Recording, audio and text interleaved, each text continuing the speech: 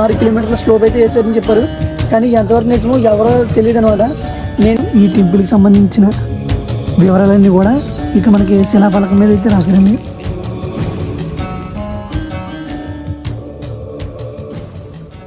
Friends, ఫైనల్గా అయితే మనం తంజావూరు బృహదీశ్వర టెంపుల్కి అయితే వచ్చండి. అది కూడా మన సైకిల్ మీద చూడండి. ఇదిగో మన సైకిల్. సో ఇదంతా కూడా పార్కింగ్ ఏరియా అనమాట. ఇదంతా కూడా పార్కింగ్ ఏరియా. సో టెంపుల్ అయితే మనకి అటు సైడ్ అయితే ఉందండి. సో ఇప్పుడు మనం అక్కడికి వెళ్ళి ఆ టెంపుల్ యొక్క కన్స్ట్రక్షను, టెంపుల్ యొక్క శిల్పకళ నైపుణ్యం మొత్తం ఫుల్గా ఎక్స్ప్లోర్ చేద్దాం. ఓకేనా, లోనికి వెళ్దామండి. ఫ్రెండ్స్, ఇదే అనమాట ఎంట్రన్స్. చూడండి ఒకసారి ఎంత అద్భుతంగా ఉందో గోపురం. సో నాకైతే చాలా బాగా నచ్చిందండి. ఎంట్రన్స్లో మనకి వినాయకుడి గుడి, ఇది ఏ గుడి తెలియదు అనమాట. సో ఎంట్రన్స్లో కూడా మనకి ఏంటంటే పెద్ద పెద్ద రాతి కట్టడాలు అయితే ఉన్నాయి. సో ఇప్పుడు మనం లోనకైతే వెళ్దాం రండి. ఫ్రెండ్స్, అదైతే మొదటి ద్వారం అండి. సో ఇది రెండవ ద్వారం అనమాట. సో నాకు తెలిసి 3 ద్వారాలు ఉన్నాయన్నమాట. సో చూద్దాం మనకి ఎన్ని ద్వారాలు ఉన్నాయో. సో అన్నీ కూడా మనకి క్లియర్ కట్గా టెంపుల్ ఎలా ఉందో మొత్తం అలాగే చూపిస్తానండి. ఎక్కువ చెప్పను, తక్కువ కూడా చెప్పను అనమాట. సో టెంపుల్ ఎలా ఉందో సో అదంతా కూడా మన గ్రౌండ్ రిపోర్ట్లో చూపిందాం అనమాట. ఓకేనా, ఎందుకంటే మనం వీడియోస్లో చూసేది ఒకలా ఉంటుంది, మనం రియాలిటీగా చూసేది ఒకలా ఉంటుంది అనమాట. సో ఇప్పుడైతే మనం రియాలిటీగా చూపిస్తానే అయితే. ఇది రెండవ ద్వారం అండి, చూసారు కదా, ఇది రెండవ ద్వారం అనమాట. సో అక్కడైతే చెకింగ్ అయితే ఉందండి. సో చెకింగ్ చేసుకుని లోనికి అయితే వెళ్దాం. ఫ్రెండ్స్, లోనికి రాగానే మనకి ఇక్కడ ఒక శాసనం అయితే ఉందండి. సో ఇక్కడ తంజావూరు ఈ టెంపుల్కి సంబంధించిన డీటెయిల్స్ అన్ని ఇక్కడ మనకి ఇవ్వడం జరిగిందండి. చూసారా, తమిళ భాషలో ఇచ్చారు, హిందీ భాషలో ఇచ్చారు, ఇంగ్లీష్లో కూడా ఇచ్చారనమాట. సో ఇదంతా కూడా ఈ టెంపుల్ యొక్క హిస్టరీ అనమాట. సో మనం లోనికి అయితే వెళ్దామండి. సో గోపురం ఇంకోసారి పరిశీలించండి. ద్వారపాలకం అనమాట.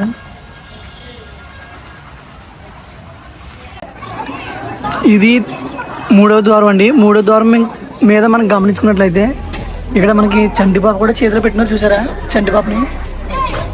సో దీన్ని బట్టి అప్పట్లో వాళ్ళు చేసే వృత్తులు అన్నీ కూడా దీని మీద చెక్కారండి. చూసారు కదా, వినాయకుని విగ్రహాలు ఇంకా చాలానే అయితే ఉన్నాయన్నమాట. వీళ్ళైతే నార్మల్ మనుషులు అండి. ప్రాంగణం అయితే ఈ విధంగా ఉందన్నమాట. ఎంట్రన్స్లో చాలా ఖాళీ ప్లేస్ అయితే ఉంది, చూసారు కదా.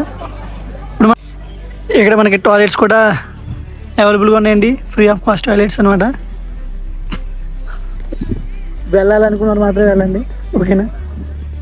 టెంపుల్ మనం ఇటు సైడ్ అయితే వెళ్దామండి, లెఫ్ట్ సైడ్. ఈ టెంపుల్కి అయితే మొత్తం 3 ద్వారాలు అయితే ఉన్నాయండి.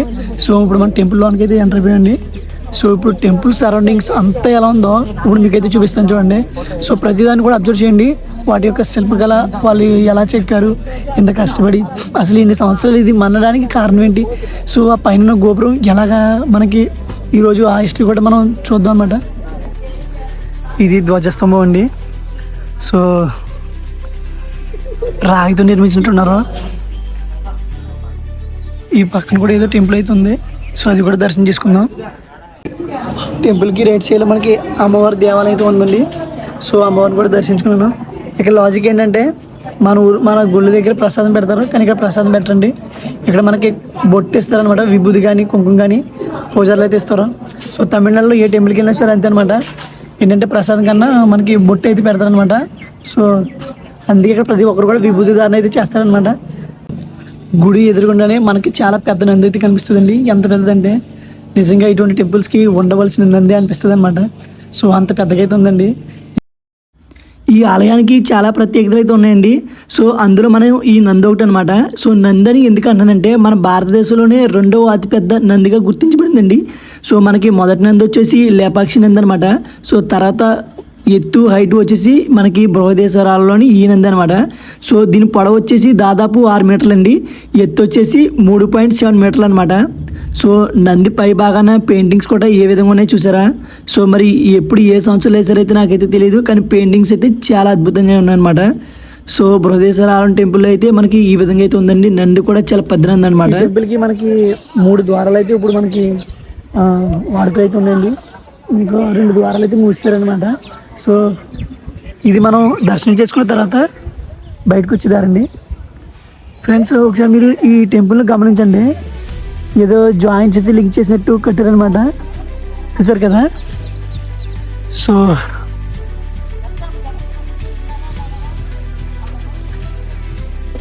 ఇదేంటి బేస్మెంట్. సో ఇక్కడికి మీరు గమనించండి, మొత్తం ఈ టెంపుల్కి సంబంధించిన వివరాలన్నీ కూడా ఇక్కడ మనకి శిలాఫలకం మీద అయితే రాశారండి. మొత్తం అలా రాసుకుంటూ ఉన్నారనమాట. అంటే చాలా ఎక్కువైతే రాశారు ఈ టెంపుల్కి సంబంధించినవన్నీ కూడా. చూసారు కదా. ఏదో జాయింట్ కలుపుకుని పైకి వెళ్ళారండి.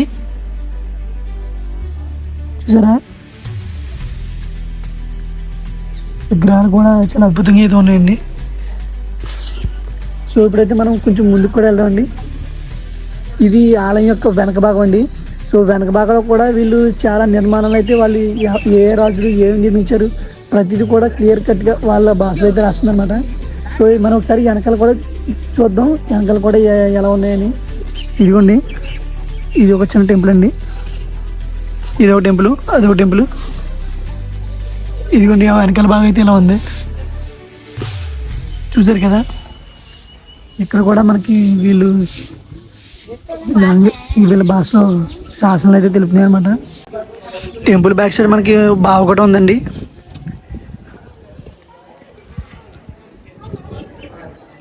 దీంట్లో వాటర్ అయితే లేదు, ఎండిపోయినట్టు ఉంది. ఇక్కడ కూడా శాసనం అయితే తెలుపుతుంది అనమాట. ఏ రాజు ఏం కట్టించారు మనకు లాంగ్వేజ్ అయితే తెలియదండి. సో టెంపుల్ యొక్క లెఫ్ట్ సైడ్ కూడా వెళ్దామండి. లెఫ్ట్ సైడ్ కూడా మనకి పానమట్టం ఇంకా రకరకాల టెంపుల్స్ అయితే ఉన్నాయి. సో అవి కూడా చూపిస్తాను. ఫ్రెండ్స్, ఈ టెంపుల్ మనం ముఖ్యంగా గమనించుకుంటే టెంపుల్ బ్యాక్ సైడ్ మనకి శివలింగాలు అయితే ఉన్నాయండి. సో నేను గంగైకొండ, కుంభకోణం, ఇది తంజావూరు అనమాట. సో 3 టెంపుల్స్లో కూడా మనకి శివలింగాలు అయితే మనకి కనిపిస్తాయి అనమాట. సో ఈ శివలింగాలు కూడా అప్పటి కాలంలోనేనండి, బాగా ప్రాచీనమైనవి అనమాట. దాదాపు 1000 సంవత్సరాల కాలం నాటి శివలింగాలు ఇవి కూడా. సో వాటి ఇప్పుడు శివలింగాలు కూడా మీకు చూపిస్తాను చూడండి. చూసారు కదండి శివలింగాలు.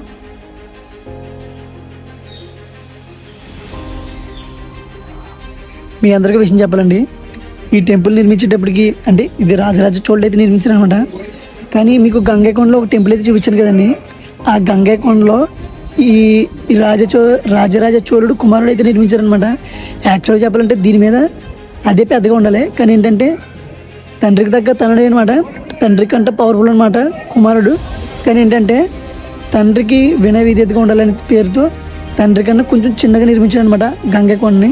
లేదంటే యాక్చువల్గా చెప్పాలంటే అదే పెద్దగా అవ్వాలన్నమాట టెంపుల్. కానీ తండ్రి ముందు ఇప్పుడు కూడా తలగ్గాలనే ఉద్దేశంతో గంగైకొండలో ఉన్నటువంటి టెంపుల్ కొంచెం చిన్నగా కట్టించాడు అనమాట కొడుకు. సో అందువల్ల ఇదే పెద్ద అయింది. ఈ టెంపుల్ కట్టించే నాటికి మన భారతదేశంలో ఇదే ఎత్తైన శివాలయం అనమాట.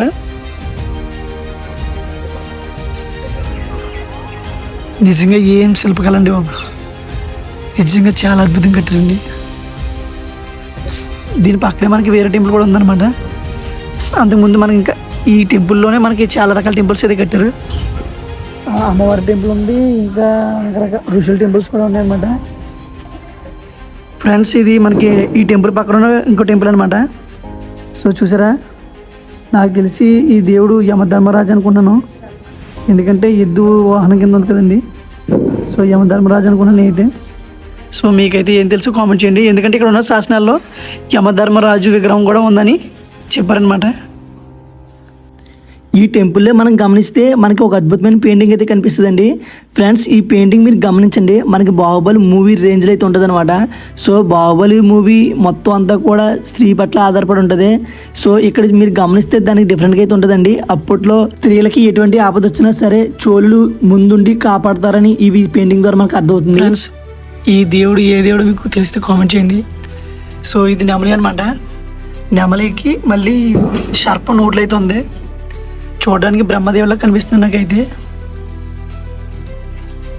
తర్వాత మనకి ఇదిగోండి గుర్రం. అసలు ఈ చెక్క నిర్మాణం చూస్తేనే నిజంగా జడగంటలండి, గంటలో గొలుసు. అప్పుడు మనకు అర్థమైంది ఏంటంటే అప్పుడులో మనకి ఈ గుర్రాలను కూడా చాలా ఎక్కువగా ఉపయోగించేవారండి రాజులు కూడా.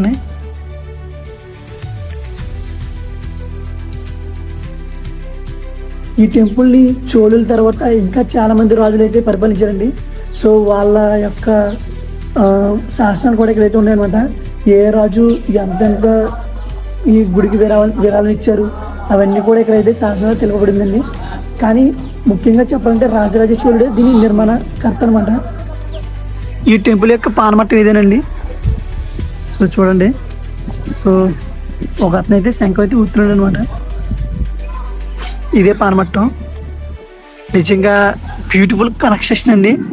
నిజంగా మన పూర్వీకులు వాళ్ళ ఇళ్ళ నిర్మాణంలో వాళ్ళు ఉపయోగించే టెక్నాలజీ అద్భుతం అనమాట. ఎందుకంటే ప్రస్తుత కాలంలో ఇటువంటి నిర్మాణం చేయడం చాలా కష్టం అనమాట. సో ఈ టెంపుల్స్ కూడా చాలామంది ఫారినర్స్ అయితే వస్తున్నారండి, విదేశీయులు. ఇదైతే ఉత్తర ద్వారం అండి. ఇక్కడ నుండి కూడా మనకి భక్తులు అయితే వస్తారనమాట దర్శనం చేసుకున్న తర్వాత. సో ద్వారపాలకులు కూడా ఉన్నారు చూడండి.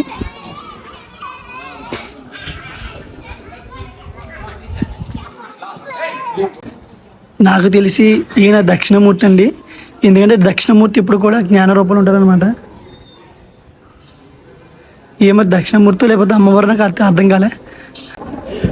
ఫ్రెండ్స్, ఫైనల్గా అయితే టెంపుల్ అయితే ఈ విధంగా అయితే ఉందండి. ఇంకో విషయం ఏంటంటే ఈ టెంపుల్కి సరౌండింగ్స్లో కూడా మనకి గదుల నిర్మాణాలుగా అయితే నిర్మించారు. అందులో శివలింగాలు, మళ్ళీ విగ్రహాలు, ఇంకా రకరకాల మళ్ళీ వాయిద్యాలు లాంటివి అయితే ఉన్నాయన్నమాట.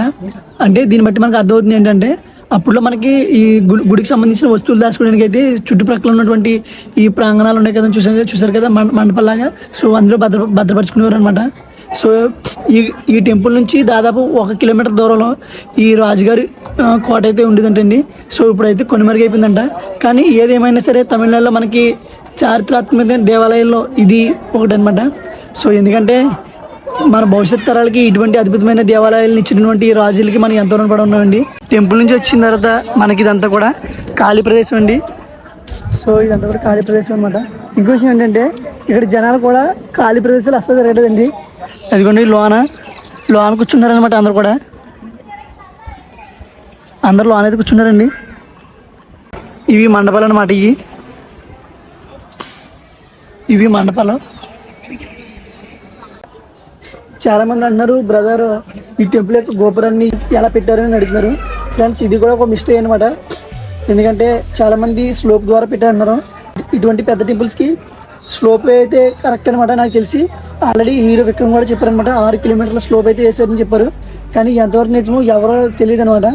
నేనేమనుకున్నానంటే దీనికి డబల్ స్లోప్ వేసారనుకున్నాను. నేనైతే డబల్ స్లోప్ వేసి గోపురాన్ని అయితే అమర్చారని నేను అనుకుంటున్నా. ఎందుకంటే ఎవరి పాయింట్ ఆఫ్ లో వాళ్ళు ఆలోచించారు అనమాట.